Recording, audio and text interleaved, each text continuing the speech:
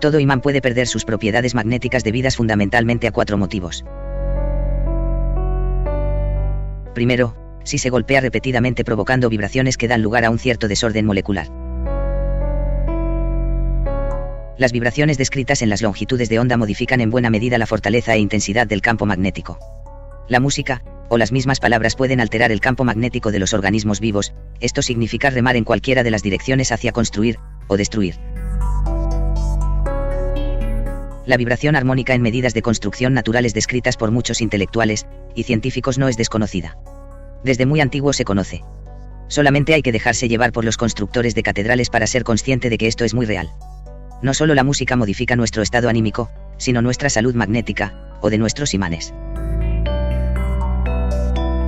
A estas vibraciones somos muy susceptibles porque creamos tensión muscular, y estados de ánimo que modifican nuestra circulación arterial, o nuestro ritmo respiratorio.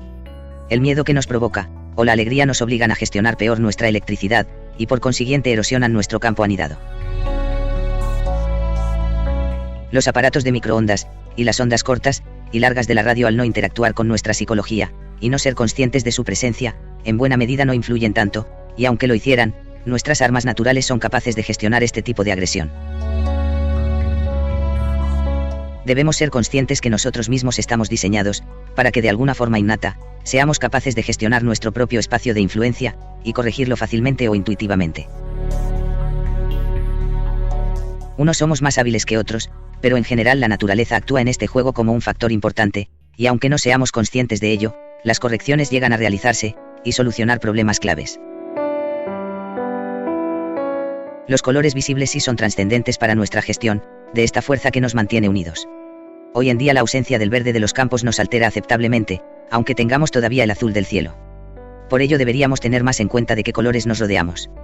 No es necesario que hable de lo perjudicial que es para todos los rayos ultravioletas, o los llamados rayos de menor longitud de onda, que nos pueden matar. Debemos pues estar lo más alejado posible de esta influencia. Deberíamos observar mucho más el espectro de vibraciones que más nos puede alterar para modificarlo en nuestro beneficio. Deberíamos pensar también en las ondas de forma importantes, o las que generan la corriente eléctrica cuando circula por los cables de nuestras oficinas, o edificios donde vivimos.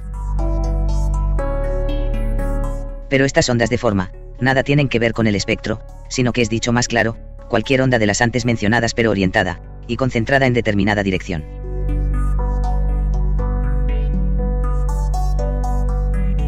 La segunda causa por la que un imán pierde sus características es la temperatura. Si se calienta hasta alcanzar una temperatura adecuada denominada temperatura de Curie, el imán morirá, y tarde o temprano no será más que una pieza metálica. Esto es lo que ocurre con los organismos vivos cuando su campo magnético desaparece, posiblemente por la pérdida de temperatura, pero esto último no es muy coherente, porque sabemos que cuando un cuerpo muere queda frío. Pierde su espectro de color infrarrojo, pero esta sería una causa posterior a la muerte, y no la causa de la muerte. De aquí podríamos investigar, si un imán tiene más temperatura que la misma pieza cuando deja de ser un imán, pero no existe información respecto a esto. Las temperaturas que obligan a desaparecer el campo magnético, por ejemplo en el hierro es de 750 grados, pero para el gadolinio es de tan solo 19 grados.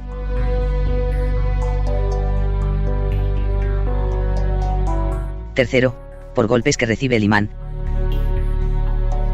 Y cuarto, los imanes pierden sus propiedades magnéticas con el tiempo, aunque tardan mucho en hacerlo. Por ejemplo, un imán actual de samario cobalto tardaría unos 700 años en perder la mitad de su fuerza magnética.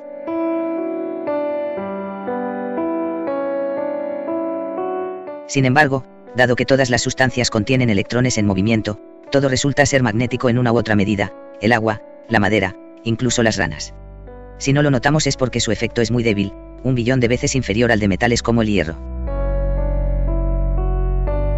El físico alemán Werner Braunbeck logró en 1939 levantar pedacitos de grafito aparentemente no magnético, y físicos franceses lo consiguieron en 1991 con gotas de agua.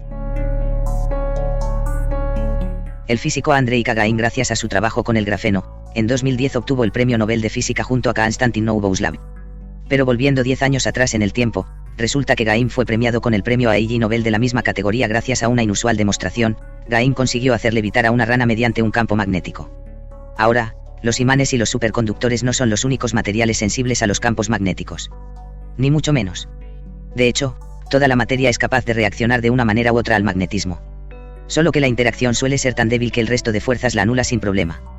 Y para demostrar que esto es así, Al Gagarin no se le ocurrió otra cosa que demostrarlo con un animal vivo. Así que escogió una diminuta rana, y la sometió a un intenso campo magnético. Para que nos entendamos, el campo magnético es cientos de veces más potente que el usado con un superconductor. Y esto solo sirve para anular la pequeña fuerza que ejerce la gravedad sobre su diminuto cuerpo. Pero la rana levitó. Y levitó debido a la capacidad de su cuerpo de reaccionar ante un campo gravitatorio. Tal y como podría hacer cualquier otro cuerpo sobre este pequeño planeta.